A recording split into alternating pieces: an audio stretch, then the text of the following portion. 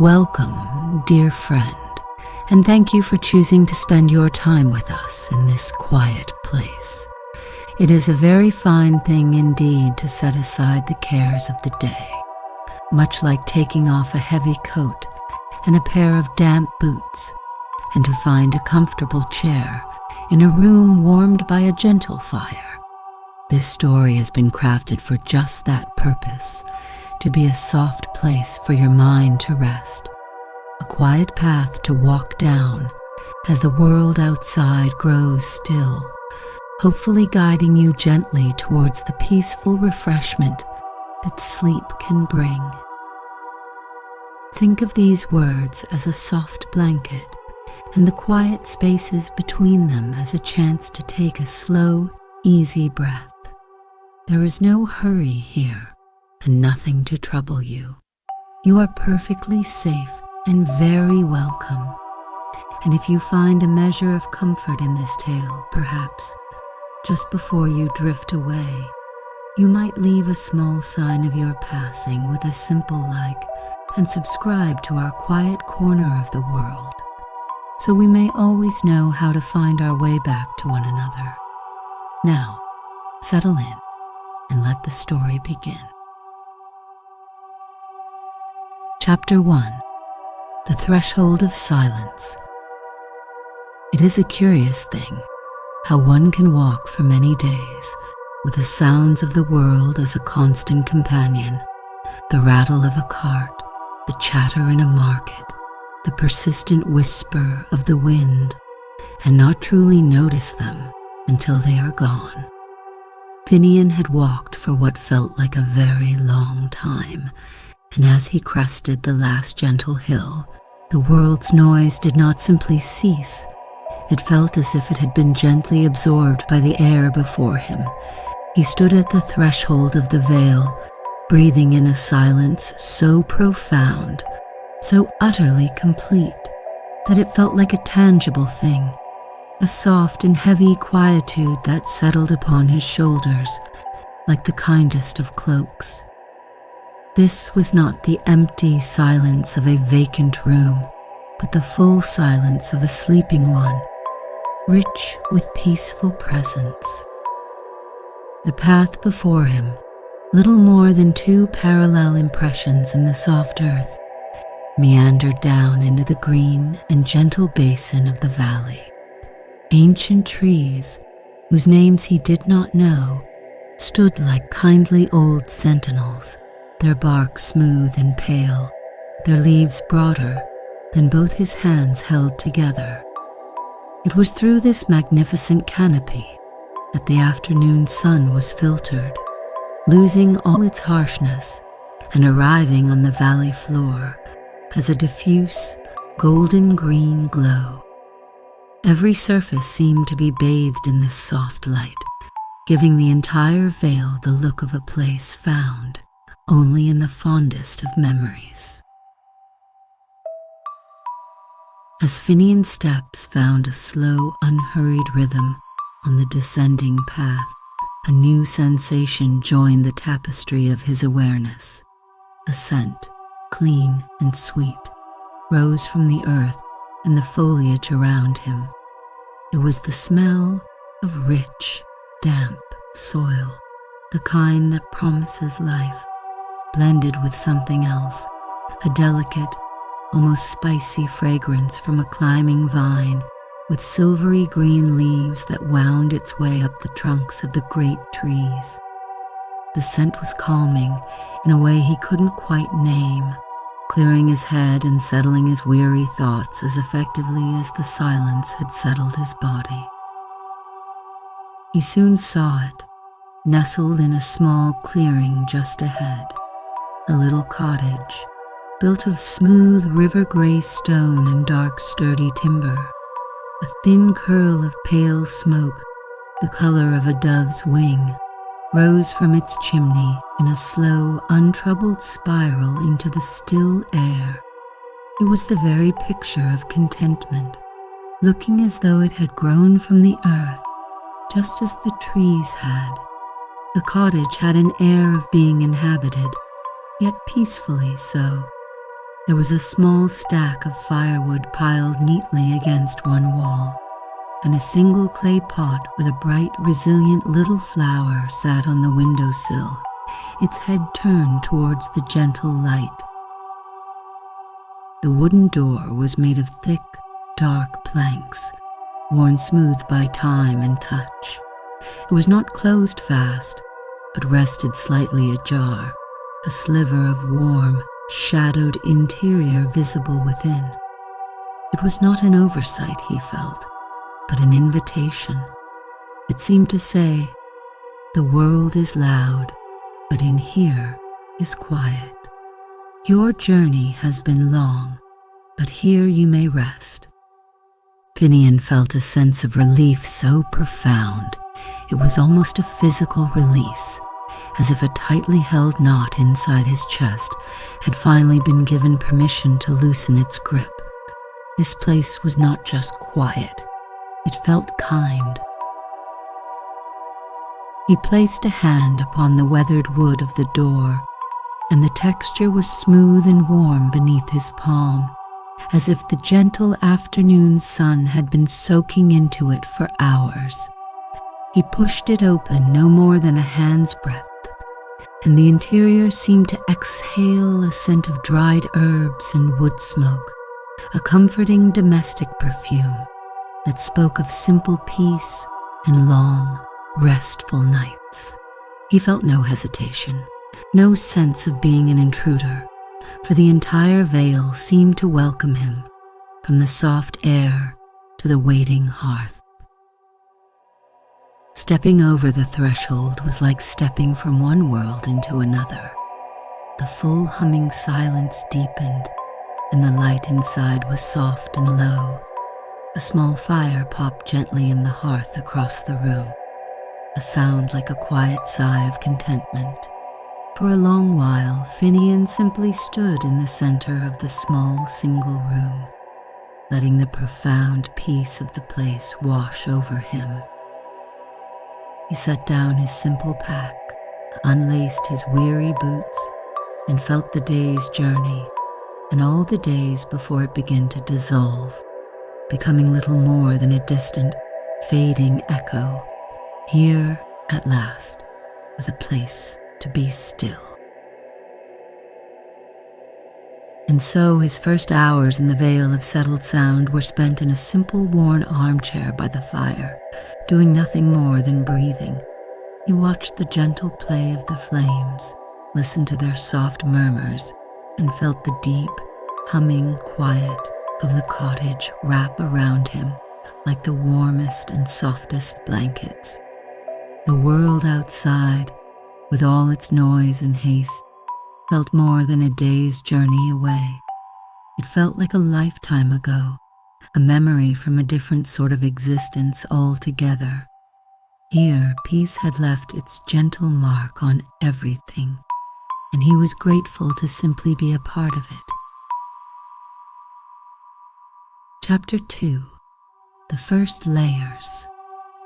Finian must have dozed, for when he next opened his eyes, the light filtering through the cottage's single window had softened from a gentle gold to a muted rosy gray. The fire in the hearth had been carefully tended to, its logs settled into a bed of peacefully glowing embers that cast a warm and steady light upon the room. And sitting in another chair, across the hearth from him, was a man.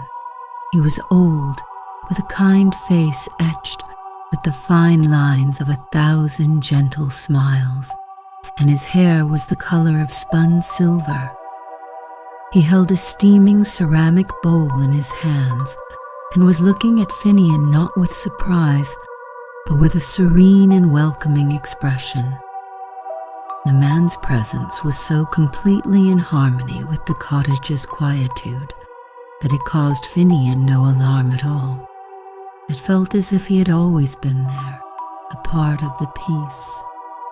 The man offered a small, slow nod, and then gestured with his bowl towards another, identical one, sitting on the small wooden table beside Finian's chair. The comforting, savory aroma of it reached him then, a simple, nourishing scent of root vegetables and wholesome herbs. There were no words, no questions of who he was or from where he had come. There was only the shared warmth of the fire and the silent, kind offering of a meal. Finian reached for the bowl, his hands wrapping around the smooth, warm ceramic. It felt wonderfully solid and comforting. He returned the man's nod with a grateful smile of his own, and for a time that was their only communication. They sat in a companionable silence, a silence that felt deeper and more meaningful than any conversation. The only sounds were the soft crackle and pop from the hearth and the gentle clink of their spoons against their bowls. The soup was simple, yet it tasted of the earth and of great care, warming him from the inside out and settling the last vestiges of his weariness. When they had finished, the old man, who Finian would come to know as Orlan, took their empty bowls and placed them quietly by the hearth. He did not speak, but instead his gaze went to the large, smooth, dark stone that formed the base of the hearth, a single magnificent slab that radiated a deep and pleasant warmth. Orlan looked at the stone, then back at Finian, and gave a small, encouraging gesture with his hand, an invitation to come closer. His eyes held a gentle curiosity, as if he were eager to share a simple, wonderful secret. Intrigued, Finian moved from his chair and knelt on the soft rug before the fire. He reached out a tentative hand towards the great hearthstone, feeling its steady, comforting heat long before his fingers made contact. The stone was worn impossibly smooth, its surface like cool satin that had been warmed by a permanent internal sun. He laid his palm flat against it, expecting only the sensation of heat, but there was something more, something he had never felt before in all his life. Beneath the warmth, there was a faint, spectral vibration. It was not a tremor in the stone itself, but a feeling within the feeling, a phantom resonance that hummed deep beneath the surface. It was the echo, he realized with a sense of quiet wonder, of countless crackling fires that had burned in this very spot. It was the layered memory of warmth, the settled remnant of 1,000 nights spent in peaceful contentment. He could almost feel the ghost of soft conversations, the hum of a lullaby, the comfortable silence of generations who had sat right where he was, soaking in the fire's gentle glow. He looked up at Orlan, his eyes wide with a soft, unspoken question. The old keeper simply smiled, a knowing, gentle expression that confirmed everything. He placed his own weathered hand next to Finian's on the stone, and for a moment they shared the sensation, a bridge of understanding built not of words, but of this deep, resonant peace. Finian began to understand that the silence of the veil was not an absence, but an accumulation.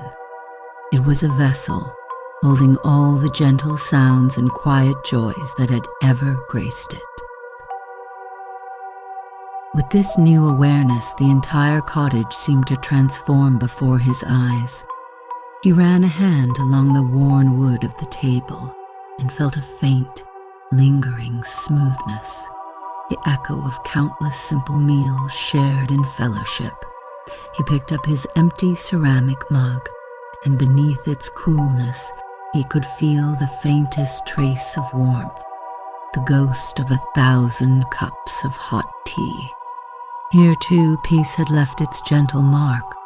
The world, he was beginning to see, had a texture far deeper than he had ever known, a cartography of feeling that could only be read with a quiet heart and a gentle hand.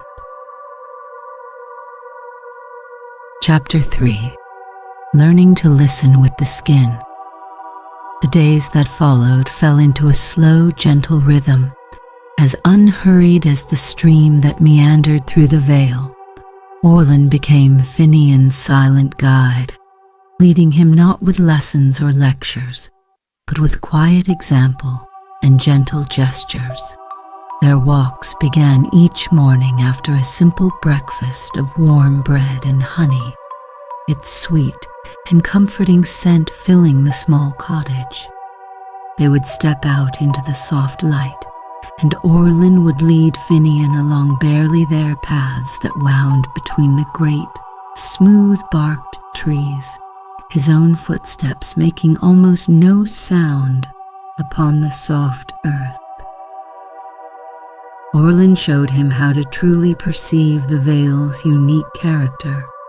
He would pause and place a hand on the trunk of an ancient tree, inviting Finian to do the same. Pressing his palm against the cool, sturdy bark, Finian felt more than its living texture. He felt a deep, slow, resonant hum, the settled echo of centuries of wind rustling through its leaves, a bird song from generations of robins and wrens, a living history of peace woven directly into the wood. It was like listening, but not with his ears. It was a listening of the skin, of the soul. One afternoon, Orlin led him to the source of the sweet fragrance he had noticed upon his arrival. It came from the loom-weft vines, as Orlin had silently named them for him by tracing their shape in the air. Their broad silver-green leaves, soft as suede, climbed the stones of a low, crumbling wall. Orlin took one of the leaves gently between his thumb and forefinger and tilted it to the light. Finian saw then that its surface was not uniform, but covered in incredibly intricate swirling patterns of a slightly brighter silver. As he watched, mesmerized, the patterns slowly, almost imperceptibly, shifted and flowed. He realized he was looking at a visible tapestry of sound. These leaves were catching the quietude, absorbing the gentle echoes and translating them into light and pattern. He could see the soft, concentric circles left by a water droplet falling nearby, the long, flowing lines of a gentle breeze, and the tight, happy little spirals that Orlin indicated with a soft smile, were the echoes of a bee's contented hum. To watch the leaves of the loom weft was to see the vale's peacefulness made manifest, a slow, silent, and utterly beautiful dance. They often spent time by the slow-moving stream, its water so clear it seemed more like liquid light. They would sit on a large, sun-warmed rock at its edge, their feet dangling just above the surface. Orlin taught Finian to trail his fingers in the water, to feel not just its coolness, but its story. He felt the gentle, patient echo of its long journey down from the hills, the memory of sunlight warming its surface, the cool kiss of the twilight air. It was a continuous flowing history of tranquility, washing over his skin and carrying away any lingering restlessness. On one walk, Orlin paused and pointed to a small patch of ground covered in a thick, cushiony carpet of a clover-like plant. He gestured for Finian to place his hand upon it. As his palm settled into the cool, soft green, a strange and wonderful feeling bloomed in his senses. It was a faint, ghostly sensation of lightness, of joyful movement. He could feel the echo of happy laughter, of small feet running and tumbling on this very spot, perhaps 100 years ago. There was no sound, only the pure, settled emotion of untroubled joy, a beautiful secret held safe by the earth. Finian learned that every surface in the Vale was a page in its endless book of peace. The smooth gray stones were repositories of warmth and rain. The broad leaves of the trees held the memory of light. The very air was thick with the settled sighs of contentment from all the souls who had ever found shelter here. And here, another layer of quiet had settled long ago. His own quiet appreciation, his own slow breaths, were becoming part of the map, a new and gentle layer on the cartography of echoes. Through this slow and gentle tutelage, Finian's own senses became more refined. The world was no longer just a collection of sights and sounds. It was a deep and resonant tapestry of feeling and memory. He was not just an observer in the Vale. He was becoming part of its quiet chorus, learning to read the language of peace that was written on everything, from the smallest pebble to the grandest tree, a language that required no words at all. Chapter 4. A Map of Stillness. There came a day when Finian awoke and felt a change not in the Vale, but within himself, the constant quiet hum of thoughts that had been his lifelong companion, the mapping of worries, the charting of what-ifs, had finally stilled. They had not vanished, but had settled like dust motes in a sunbeam, becoming just one more soft and quiet layer within him, no more urgent than the echo of last week's rain on a leaf. The cartography of gentle echoes had drawn a new map, one of peace, across his own heart. That morning he did not walk with Orlin. Instead, guided by a simple internal pull, he found his way to a small meadow he had not seen before, a perfect circle of soft grass surrounded by the Vale's ancient, kindly trees. The light here was particularly beautiful, falling in great, soft pillars that made the air itself seem to glow. He walked to the center of the meadow, and with a slow, grateful sigh lay down upon the earth, his arms resting loosely at his sides. The ground was not merely soft, it felt actively comforting, as if it were shaping itself to him, holding him in a gentle, perfect embrace. He could feel the coolness of the soil through his simple clothes and the gentle, living texture of the grass and tiny wildflowers beneath his back. He closed his eyes, and for the first time in as long as he could remember, his mind was simply empty and at peace. There was nothing to do, nowhere to be, no one to become. There was only the being, here and now, in this cradle of profound calm. He focused on the sensation of his own breathing, the slow, effortless rise of his chest, the gentle release of his breath into the still air. He imagined his breath, warm and full of his own contentment, settling on the blades of grass around him, adding his own small, quiet echo to the meadow. He felt the warmth of the diffused sun on his eyelids and cheeks, a warmth that seemed to seep directly into him, loosening a tension in his jaw he hadn't even known he was holding. He felt it travel down his neck and into his shoulders, and with a soft internal sigh, a lifetime of unnoticed burdens seemed to simply melt away into the supportive earth beneath him. A small, gentle breeze stirred, and he felt it not as a chill, but as the softest of caresses across his forehead. It carried the sweet scent of the loom-weft vines and the clean perfume of the rich soil.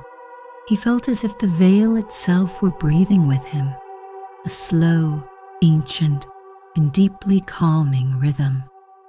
In this perfect stillness, his senses felt both sharp and soft. He could distinguish the feel of a single blade of grass against his finger, the distant, gentle hum of a contented bee, the weight of the warm air on his skin. He lay there for a long, timeless while, feeling a profound sense of connection to the place. He was not Finian the cartographer, lying in a field. He was simply a part of the meadow, as much as the grass, the light, and the quiet. The patterns of light filtering through the canopy above shifted with an impossible slowness, painting ever-changing maps on his closed eyelids. He felt a sense of gratitude so deep and pure that it needed no words. It was a feeling of homecoming, of finding a place where his own shape fit perfectly into the world.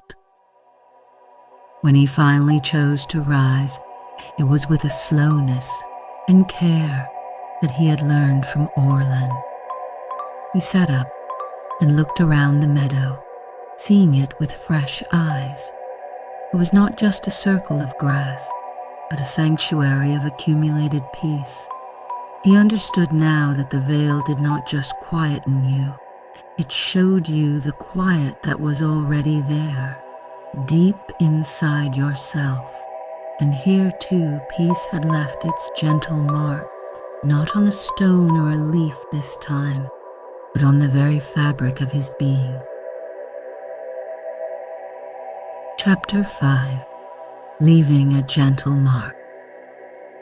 The rosy-fingered light of twilight was beginning to paint the tops of the great trees as Finian returned to the cottage, his heart full of a quiet, settled joy. The air grew cooler, and the sweet scent of the loom-weft vines seemed to grow stronger, a gentle perfume for the evening.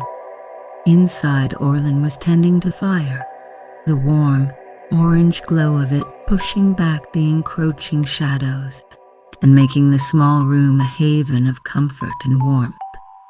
He looked up as Finian entered and gave him a soft, knowing smile, one that acknowledged the peaceful journey Finian had taken in the meadow without needing a single word. A feeling of simple, profound gratitude washed over Finian. He wanted to give something back, to contribute a small echo of his own to this place that had given him so much. He found a few remaining potatoes and carrots, a small onion, and the last of the herbs. With the quiet, mindful motions he had absorbed from watching Orlan, he prepared a simple stew, the soft, rhythmic chop of the knife on the wooden board the only sound in the cottage. The aroma soon joined the scent of wood smoke, filling the small space with a fragrance of wholesome nourishment and simple care. He also found flour and water, and on the warm hearthstone, he baked a small round loaf of bread. He watched it rise and turn a beautiful dusty gold, its comforting scent a testament to the simple magic of warmth and patience. When the meal was ready, he ladled the stew into their two familiar bowls and set them on the small table with the warm bread between them. He had made a meal, an echo of the one Orlan had first offered him, a gesture of quiet companionship, returned in kind. They ate in their usual comfortable silence, but tonight it felt different. It was the silence of two people who understood each other completely, a shared quietude that was as nourishing as the meal itself. The warm, hearty stew, the soft, yielding bread. It was the most satisfying feast Finian had ever known. The fire popped inside, the light danced on the cottage walls, and the deep peace of the Vale cradled them both. They were two quiet souls, sharing a simple moment of contentment at the heart of a peaceful world.